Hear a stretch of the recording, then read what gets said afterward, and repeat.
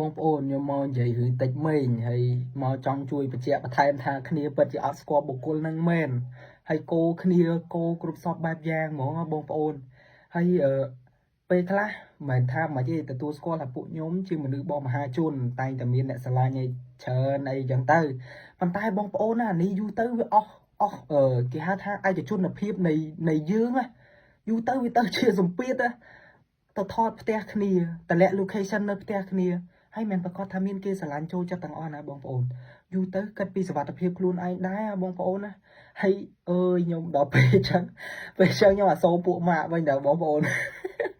អធិស្ឋានសុំសើចដោយសារតែវាហួសចិត្តពេកបងប្អូនហួសចិត្តពេកមនុស្សធម្មតាមកញ៉ៃញ៉ៃអីអាហ្នឹងនិយា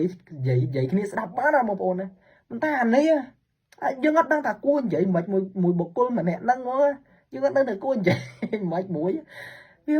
ពួកបបាដល់ពេលចឹងខ្ញុំអាណិតពួកម៉ាក់បងប្អូនខ្ញុំនិយាយមែនអាសូរពួកម៉ាក់មែនហើយមកនឹងគឺចង់ប្រាប់ថាគ្នាពិតជាអត់ស្គាល់មែនខ្ញុំហ៊ានបញ្ជាក់ថាគ្នាពិតជាអត់ស្គាល់បុគ្គលនឹងមែនអត់ដឹងថាមកពីណាទេហើយកោប្រអើយអរគុណវាប៉ុណ្្នឹងទេ